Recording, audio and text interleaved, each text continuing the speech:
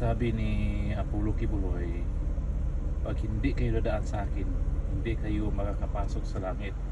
Itama naman siya. Ganun yung mga pari, mga ibang pastor.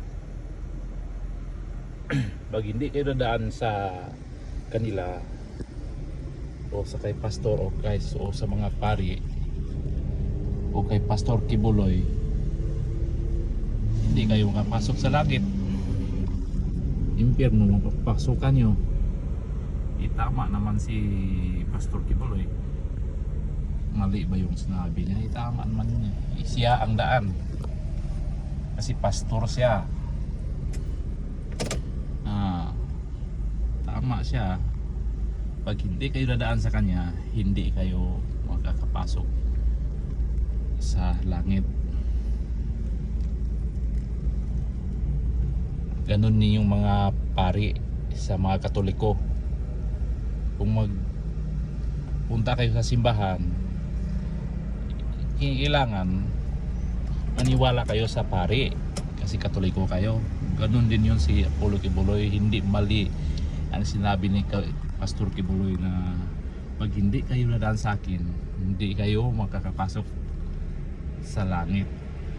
Impyerno mapapasukan nyo, diba? Tama.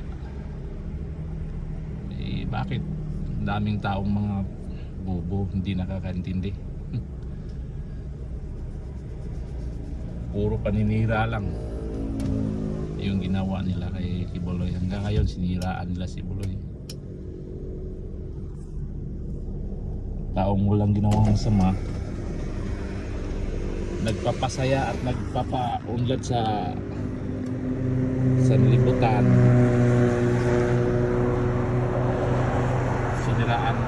Siniraan bait, ano, siniraan ng siraan ng ano ba yun, siniraan lang, ano yung siniraan, rusak, kasi rusak ng mga orang yang tidak pernah bikin masalah. Kasi rusak yung orang yang banyak membantu, yang orang tidak tahu jalan yang lurus, di ba? Ako po si Jose Arcilia Macaraya. Hindi ako Katoliko, hindi ako Jesus Christ o Kingdom of Jesus Christ, pero idol ko si Kibuloy. Bakit? Lahat ng sinabi niya totoo eh. Walang mali. Ang mali dyan, mga tao na walang puso, no? Diba? Wala pa ako ngayong wala pa ako.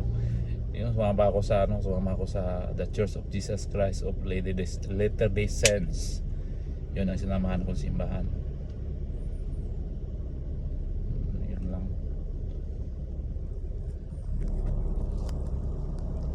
Ano ngayon? Siniraan nyo ng bait si Kibuloy. Kawawan yung tao. Ang daming tinulungan ni Kibuloy. Milyon-milyong tao ang tinulungan niya hanggang dito sa lugar ko dito.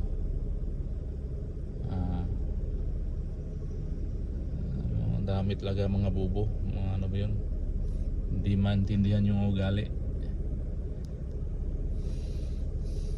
Basta sabi ni Kibuloy, pag hindi kayo dadaan sa akin, hindi kayo malalangit. Magdebate, debate na tungkol sa Biblia. Totoo naman ang sinabi ni Kibuloy eh. Dia yang jalan sebab dia pastor.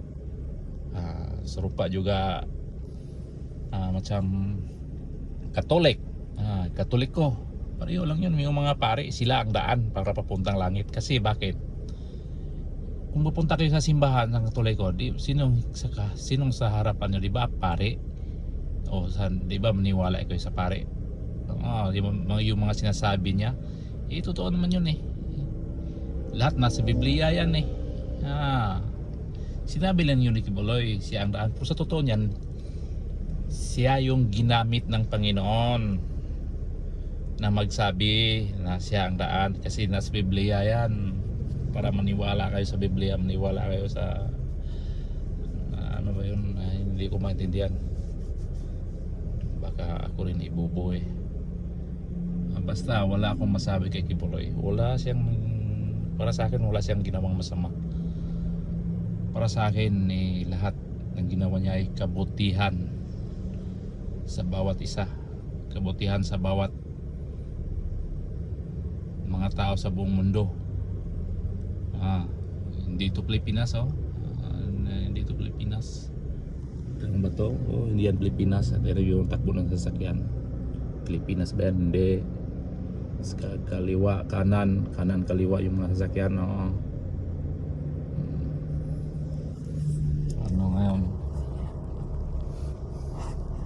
Ano ngayon? So huwag namang ganun.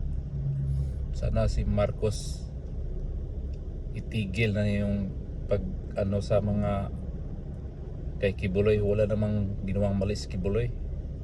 Yung lahat ng hindi man natin nakikita lahat alam na yung mga politika, nakapasok sa politika ay puro paninira Kahit nga ako, pwede akong pumunta dyan sa police station, mag-report ako na ako hinahalay dito, ako ginaganon doon, ako ginaganon, pwede, ang dali lang yon para may trabaho yung mga dyan sa sa politika, yung mga senador dyan o